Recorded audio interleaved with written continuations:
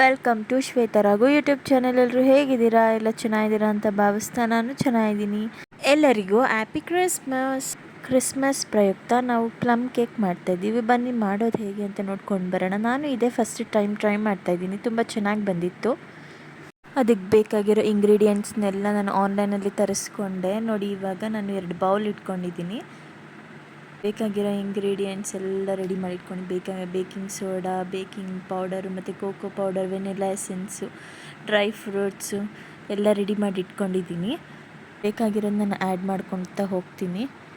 ಒಂದು ಚಿಕ್ಕ ಬೌಲಲ್ಲಿ ನಾನೀಗ ಆರೆಂಜ್ದು ಪಲ್ಪ್ನ ತೆಗೆದಿಟ್ಕೊಂಡಿದ್ದೀನಿ. ಅದಕ್ಕೆ ಇವಾಗ ನಾನು ಡ್ರೈ ಫ್ರೂಟ್ಸ್ನ ತೆಗೆದಿಟ್ಕೊಂಡಿದ್ದೀನಲ್ವ, ಅದನ್ನು ಅದಕ್ಕೆ ಹಾಕಿ ಮಿಕ್ಸ್ ಮಾಡ್ಕೊತೀನಿ. ಇವಾಗ ಅದನ್ನು ಹಾಕ್ಕೊಂಡು ಮಿಕ್ಸ್ ಮಾಡ್ಕೊಂಡು ಅಟ್ಲೀಸ್ಟ್ ಒಂದು ಹಾಫ್ ಆನ್ ಅವರ್ ಒಂದು ಸ್ವಲ್ಪ ಸೋಕ್ ಮಾಡಿ ಇಡಬೇಕು.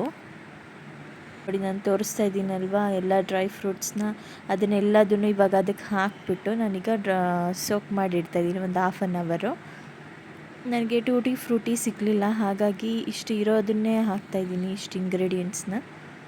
ಅದನ್ನು ಮಿಕ್ಸ್ ಮಾಡಿಕೊಂಡು ಒಂದು ಹಾಫ್ ಆನ್ ಅವರ್ ಸೋಕ್ ಮಾಡೋಕ್ಕೆ ಬಿಡ್ತಾಯಿದ್ದೀನಿ. ಈಗ ಇನ್ನೊಂದು ಪ್ಯಾನಲ್ಲಿ ನಾನೀಗ ಸಕ್ಕರೆ ತೊಗೊಂಡಿದ್ದೀನಿ. ಅರ್ಧ ಕಪ್ಪಷ್ಟು ಸಕ್ಕರೆನ ನಾನೀಗ ಕ್ಯಾರಮಲೈಸ್ ಮಾಡ್ಕೊತಾ ಇದ್ದೀನಿ. ಈಗ ನೋಡಿ, ಇದು 1 ಕಪ್ ಗೋಧಿ ಹಿಟ್ಟನ್ನ ಇಟ್ಕೊಂಡಿದ್ದೀನಿ ಈ ಕಡೆಗೆ. ಇವಾಗ ಸಕ್ಕರೆ ಎಲ್ಲ ಕ್ಯಾರಮಲೈಸ್ ಆಗ್ತಾ ಇದೆ. ಎಲ್ಲ ಇದಾದಮೇಲೆ ಫುಲ್ ಮೆಲ್ಟ್ ಆದಮೇಲೆ ನೋಡಿ ಈ ಥರ ಆಗಿದೆ. ಈಗ ನಾವು ಗಟ್ಟಿಯಾಗಿಬಿಡುತ್ತಲ್ವ, ಹಾಗಾಗಿ ಒಂದು ಸ್ವಲ್ಪ 1/4 ಲೋಟದಷ್ಟು ನಾನು ನೀರು ಹಾಕೋತಾ ಇದ್ದೀನಿ. ಹಾಕ್ಕೊಂಡು ಇಟ್ಕೋತಾ ಇದ್ದೀನಿ. ಈಗ ನೋಡಿ, ನಾನು ಗೋಧಿ ಹಿಟ್ಟು ತೊಗೊಂಡಿದ್ನಲ್ವ, ಅದಕ್ಕೆ 1-2 ಚಮಚದಷ್ಟು ಹಾಲು ಪೌಡರ್ ಹಾಕೋತಾ ಇದ್ದೀನಿ. ಇದನ್ನೆಲ್ಲ ಜರಡಿ ಇಟ್ಕೊಂಡು ಹಾಕಬೇಕು. ಇದು ಬೇಕಿಂಗ್ ಸೋಡಾ ಹಾಕೋತಾ ಇದ್ದೀನಿ, 1 ಟೀ ಸ್ಪೂನಷ್ಟು. ಇವಾಗ ಬೇಕಿಂಗ್ ಪೌಡರ್ ಹಾಕೋತಾ ಇದ್ದೀನಿ 1 ಟೀ ಸ್ಪೂನಷ್ಟು. ಮತ್ತು ಕೋಕೋ ಪೌಡರ್ 1 ಟೀ ಸ್ಪೂನಷ್ಟು ಹಾಕೋತಾ ಇದ್ದೀನಿ. ಹಾಕ್ಕೊಂಡು ಚಕ್ಕೆ ಮತ್ತು ಲವಂಗ, ಏಲಕ್ಕಿನ ಪೌಡರ್ ಮಾಡಿಬಿಟ್ಟು ಇವಾಗ ನಾನು ಅದನ್ನು ಜರಡಿ ಮಾಡ್ಕೊಂಡು ಹಾಕೋತಾ ಇದ್ದೀನಿ. ನೋಡಿ, ಎಲ್ಲದನ್ನು ಈಗ ಫೈನ್ ಜರಡಿ ಮಾಡ್ಕೊಂಡು ಹಿಂಗೆ ಹಾಕ್ಕೋಬೇಕು. ಜರಡಿ ಮಾಡಿದಾಗ ಈ ಥರ ನೋಡಿ ಗಂಟು ಸಿಗುತ್ತೆ, ಹಾಗಾಗಿ ಜರಡಿ ಮಾಡ್ಕೋಬೇಕು. ಎಲ್ಲ ಜರಡಿ ಮಾಡ್ಕೊಂಡ್ಮೇಲೆ ನಾನು ಇವಾಗ ಹಾಕ್ಕೊಂಡಿರೋದನ್ನು ಈಗ ರೆಡಿಯಾಗಿರೋದನ್ನು ಎತ್ತಿಟ್ಕೊಂಡು ಈಗ ಇನ್ನೊಂದು ಬೌಲಲ್ಲಿ 1/4 ಕಪ್ ಆಗುವಷ್ಟು ಹಾಲು ತೊಗೊಂಡಿದ್ದೀನಿ. ಹಾಲು ತೊಗೊಂಡಿದ್ದ ಅಳತೆಯಲ್ಲೇ ನಾನಿವಾಗ 1/4 ಕಪ್ಪಷ್ಟು ರಿಫೈನ್ಡ್ ಆಯಿಲ್ ಹಾಕ್ಕೋತಾ ಇದ್ದೀನಿ.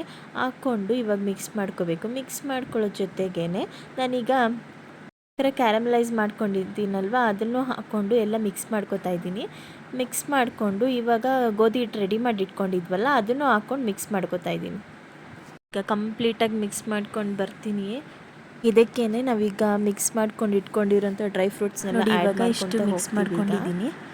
ಈ ಥರ ಗಟ್ಟಿಗಿದೆ. ಇವಾಗ ನಾನು ಫ್ರೂಟ್ಸ್ನೆಲ್ಲ ಮಿಕ್ಸ್ ಮಾಡಿಕೊಂಡು ಈಗ ವೆನಿಲಾ ಎಸೆನ್ಸ್ 1/4 ಟೀ ಸ್ಪೂನಷ್ಟು ಹಾಕೋತಾ ಇದ್ದೀನಿ. ಈಗ ನೋಡಿ, ಪ್ಯಾನ್ ಇಟ್ಟಿದ್ದೀನಿ ಹೀಟಾಗೋಕ್ಕೆ.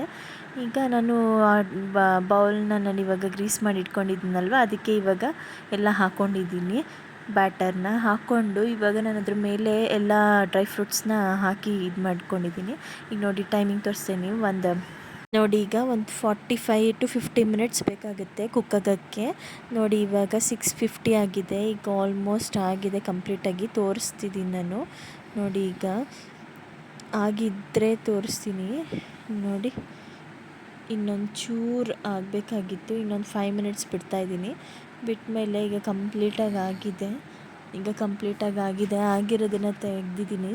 ನೋಡಿ, ಸರ್ವ್ ಮಾಡ್ಕೊಂಡಿದ್ದೀನಿ. ಎಷ್ಟು ಚೆನ್ನಾಗಾಗಿತ್ತು ಗೊತ್ತಾ? ಫಸ್ಟ್ ಟೈಮ್ ಮಾಡಿದ್ದು. ನಮ್ಮ ಮನೇಲಿ ಎಲ್ರಿಗೂ ಇಷ್ಟ ಆಯಿತು, ತುಂಬ ಚೆನ್ನಾಗಾಗಿತ್ತು.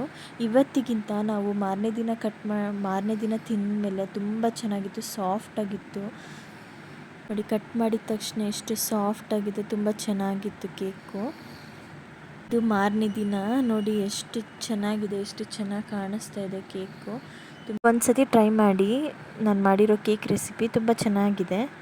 ನಿಮಗೇನಾದರೂ ರೆಸಿಪಿ ಇಷ್ಟ ಆದರೆ ಲೈಕ್, ಶೇರ್, ಕಮೆಂಟ್ ಮಾಡಿ, ಸಬ್ಸ್ಕ್ರೈಬ್ ಆಗಿ, ಹೀಗೆ ಸಪೋರ್ಟ್ ಮಾಡಿ ಹೀಗೇ. Thank you for watching.